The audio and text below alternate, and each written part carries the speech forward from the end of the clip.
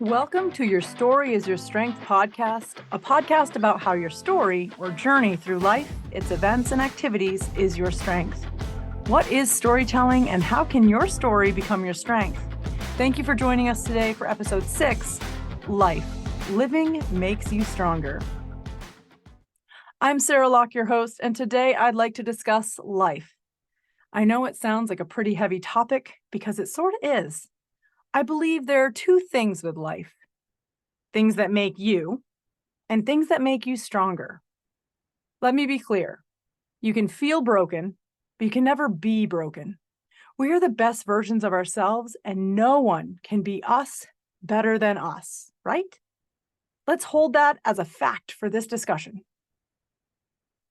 I was raised to rise above all the teasing and taunting through middle school, all the struggles I felt I was having personally during high school, and all the difficulties that college put in front of me. What I now know, through therapy and exercises of learning who I really am, is that it wasn't to just swallow the fear, anxiety, and pain, but to learn from it all. The teasing said something about others doing that teasing.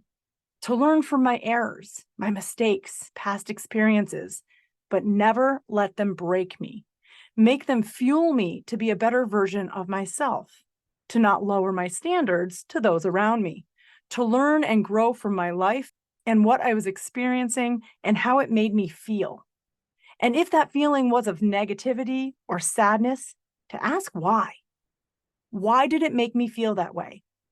And not fall into that feeling, but to challenge it and figure out how to turn it around or simply work through it, to accept those feelings, but remove myself from the situation that made me feel that way. As we all know, life's too short to not feel loved, respected, and appreciated in anything that we do. We must also remember to love, respect, and appreciate ourselves. I basically went with the flow, learning who I was, tweaking my reactions, and finding the right people to be part of my life until my early 30s. Who was I? That is a harder question than one might think. If you're blessed enough to just be going through life with none of these questions and just know, I bow to you.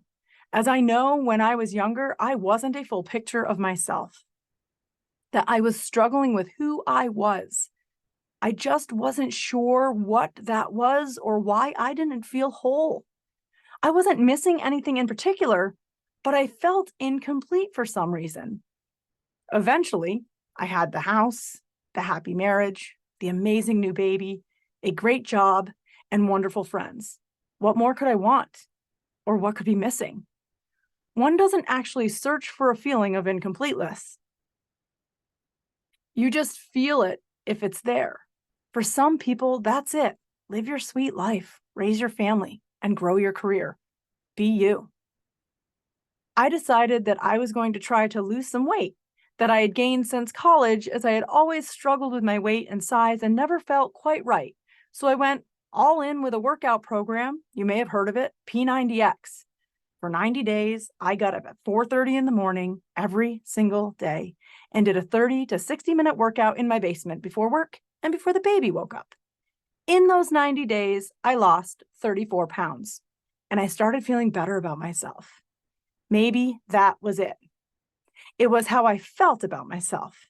So I jumped into another program and another.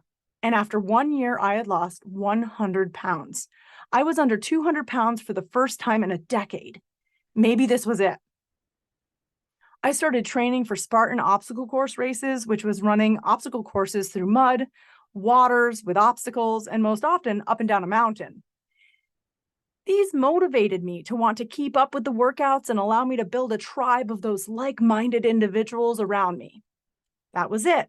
I was feeling really good about myself and my progress, the hard work I was putting in, and investing in myself. This was about no one else. This was about me, who I felt I was, how I felt about myself. And the whole reason I was doing it was to be able to be there and do whatever my young daughter ever wanted to do. I wanted to be there completely for her. If she wanted to go skydiving, if she wanted to run a marathon, I wanted to be able to support her and do it right there aside her. But what took me by total surprise was with the way I was feeling, the confidence I had gained with the weight loss. I started feeling those suppressed thoughts around my sexuality. I was very much female, but what I was learning about myself is the thoughts and feelings I was having for other women and the way some of them were looking at me. I was noticing it. They were noticing me. The uncomfortable, strange, and blushed feeling I felt overwhelmed me. This isn't the episode that I tell you my coming out story. That one is going to take a great amount of energy and authenticity I'm not ready to express quite yet. But it is the episode I tie the experiences to life and how strong living it can make all of us. I gained the strength to come out.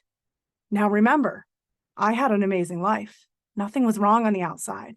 It was everything someone could have ever dreamt of. And that is what made it that much harder.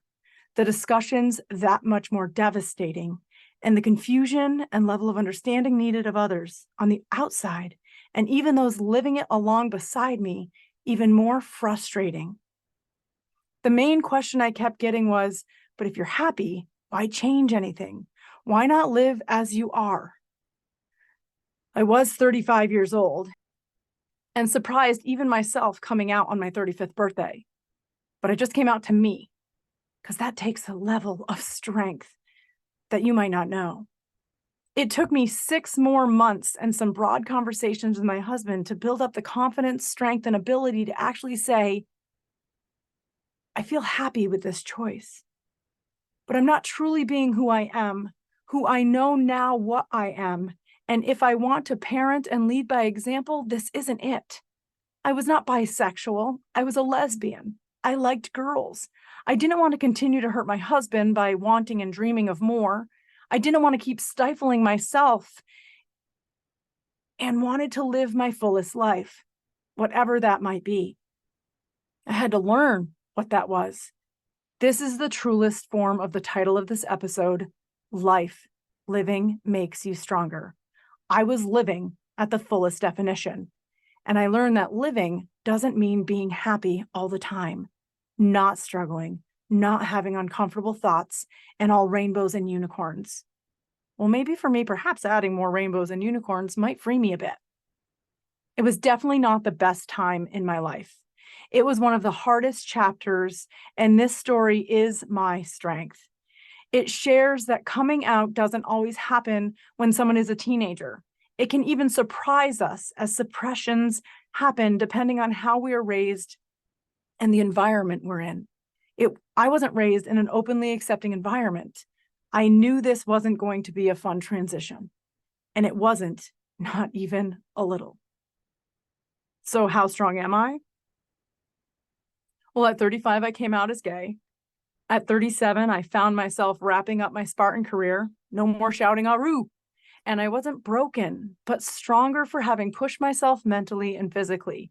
I found myself in those 4 years, and I learned the limits of my body. No need to push that hard all the time. It's not sustainable, or wasn't for me.